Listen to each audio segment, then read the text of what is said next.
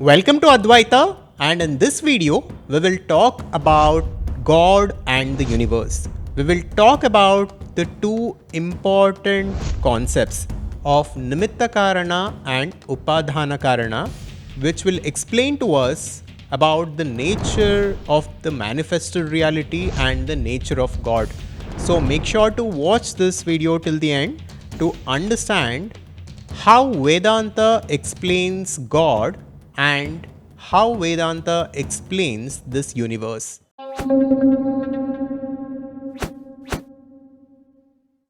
First, what we need to realize is that for anything to exist, for any object to come into existence, there needs to be two things. One is Upadhanakarana, which is a material cause. Second is Nimithakarana, which is an efficient cause. To give you an example, if we take a pot which is made up of clay, the Upadhanakarana or the material cause for this pot is clay, and the Nimithakarana, which is the efficient cause, is the intelligence and the skill of the potter, who with his effort, with his skill, designs the pot and actually creates the pot. So we can look at many examples here. We can look at a chair, we can look at a table, we can look at jewelry.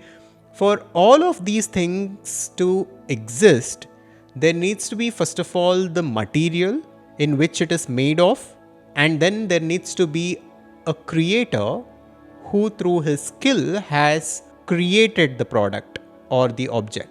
So this is how we can understand many objects within this universe.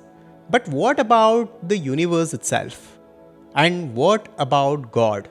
Many atheists and many scientists talk about this and they ask this very question. If God has created this universe, then who created God? What was there before God? This is the question that we hear often. So let us try to go a little deep in order to find an answer to this question. But first, let us look at this verse from the Chandogya Upanishad, which says, Sarvam Kalvidam Brahma, which translates to, this whole universe is God alone or Brahman alone. This sentence is pointing towards the essential nature of reality, which we will understand by the end of this video. But before that, let us look at an example to understand this reality. This example is of the dream. Now we all dream different dreams when we go to sleep. We do this every single day.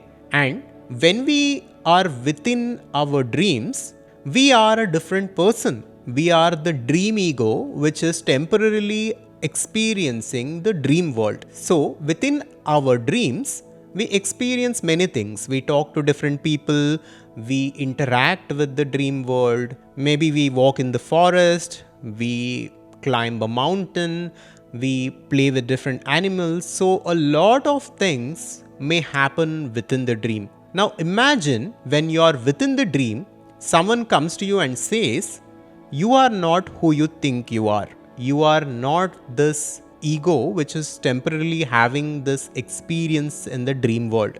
There is someone else or there is something else outside of this dream within which this dream is being projected. There is a mind which is outside of this dream world within which the dream is being projected.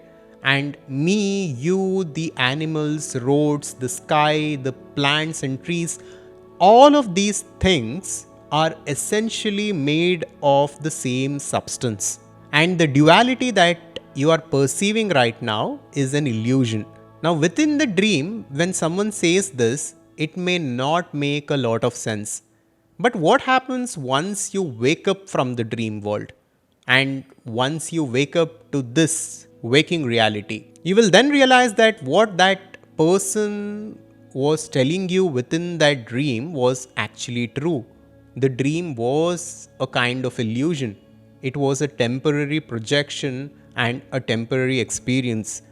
Your dream ego was not and is not who you truly are. Now, this is how we need to understand the nature of this universe also, Although the universe appears to exist, although there is apparent duality in this world, and me, you, this world all around us, they all seem like they are apart from us and they are separate from us.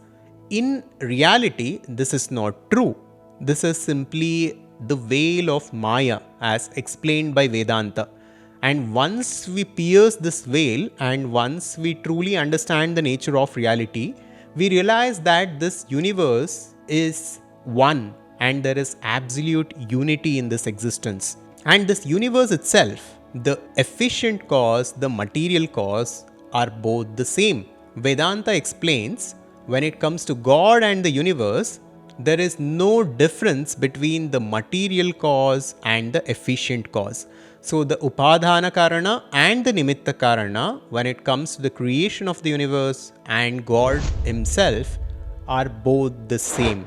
It is God alone. Now imagine if there was a pure intelligence before the creation of the universe, and that pure intelligence was the only thing that exists, and that pure intelligence or pure consciousness was within which the universe was created or projected, then the substance of the universe could not have been anything apart from that pure consciousness, since it was the only thing that existed. So that is how we need to look at this universe, and that is how we need to understand this universe. This universe is God alone. This world is God alone. All the animals, plants, trees, rocks, you and me, all of it is God alone. There is nothing apart from God. This is the teaching of Adhvaitha Vedanta. So, that absolute infinite, which is God, has projected within itself the universe, and through the universe, that absolute infinite God exists in infinite number of ways. As a plant, as a tree, as an animal, as a bird, God experiences itself in infinite number of ways. Now, what we need to do with this understanding is that we should come out of our identification with the ego, and we need to come out of the identification with this body and mind. By doing so, we will realize ourselves to be that infinite intelligence, that infinite consciousness that existed before the creation of the universe and which will continue to exist after the dissolution of the universe. Once we realize ourselves to be that infinite pure consciousness, we will come out of our suffering once and forever, and we will attain absolute fulfillment. This is the promise of the ancient Upanishads of India. So to summarize, what we need to understand is, when it comes to God and the universe, the Upadhanakarana and the Nimithakarana are the same. It is God alone. And the best way to understand this reality is through the understanding of the example of the dream. Just like when we dream, we unconsciously identify ourselves to be that dream ego which is within the dream, and we will think there is a separation between our dream ego and the people around us in the dream world. But once we wake up, we realize that every person, every animal, and the world that was created within the dream was simply a projection of the mind. This reality, this waking reality, and this universe also is simply a projection in God, or that pure consciousness. And all of us at the deepest level are one with God. It is God alone which is having this experience as an individual. So this is how we need to understand God and the universe through the teachings of Advaitha Vedanta. I hope this was valuable to you. If you want to go deeper into these concepts about God and the nature of universe, you can check out my book Decoding God on Amazon. Thank you. Make sure to subscribe to our YouTube channel, and I'll see you on the next one. If you liked the video, check out this next, and make sure to subscribe to our YouTube channel for more content like this. Thank you and welcome to our community.